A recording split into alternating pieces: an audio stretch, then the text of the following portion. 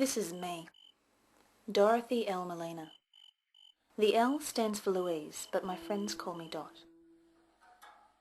After a long day, I like to share a moment of quiet beauty and a fine drop with the wide brown land. I'd love one pair of fashionable shoes.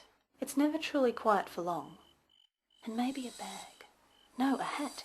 The little voice always needs something. But I've found it best ignored, or things have a habit of going wrong.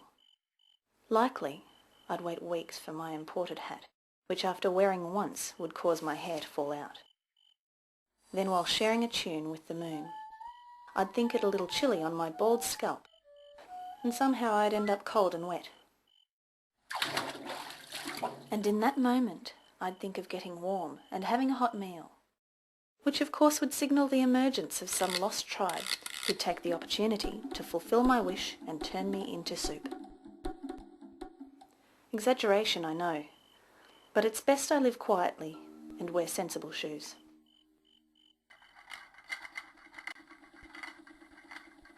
During the day, I don't go out much, but I'm hardly lonely. People quite regularly pop in for a chat. I can always tell when someone's off colour.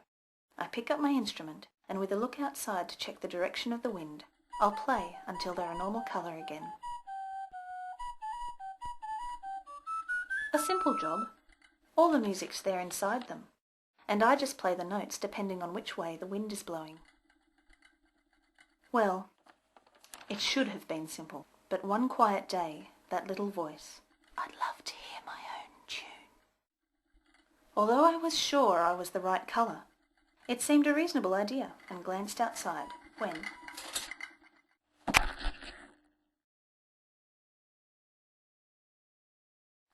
Well, of course news spread, and even lost tribes seemed to have heard that my notes were wrong and colour erratic. I can't see people.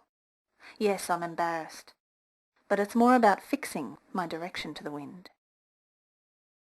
But apparently it's not my problem to fix. You didn't tell us it was broken. I didn't know. It landed in a pig farm, yes, but it could have been a playground. In a school. For children. Irresponsible. Now what do you think we should do about this?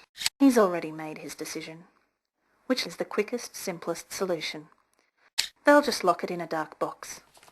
Now let's never talk of this again unless to mention how brilliantly we've handled ourselves.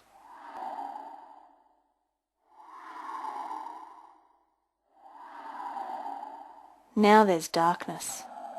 For me, anyway. I do occasionally become aware of my box, or think I can smell deep, salty water.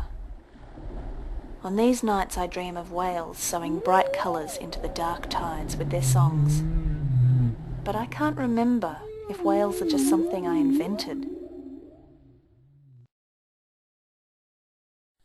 After a world of darkness I woke to something different. A little alarming until I realised I'd somehow drifted to a sandy shore, in sight of solid ground. Warm sun and colours I'd barely remembered. The only thing better was the lifesaver striding confidently toward me. Time to relax and just wait to be saved. You'll burn under that sun. I hope you put on some sunscreen. Not exactly what I'd expected, but sensible advice all the same. I guess I should save myself for now. I'm starving, so food first. I'll just make do with these oysters and crabs. Pearls? I seem to have brought the means with me for new clothes. And an apartment as well. It might be the worst neighbourhood, but I still share a bottle with the moon. But I find it wise to only stay out until the first star appears. That ain't no star, lady. It's just a planet.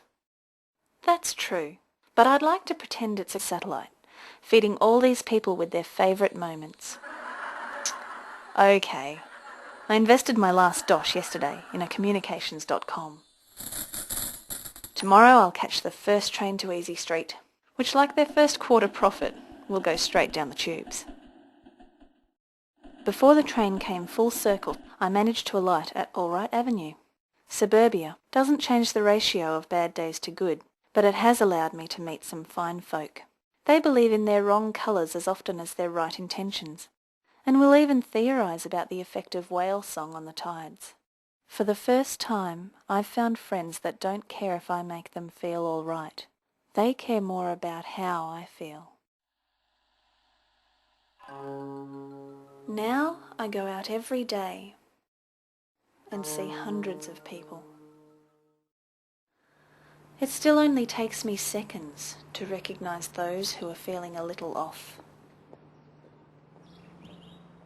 But now I let them choose their own colours.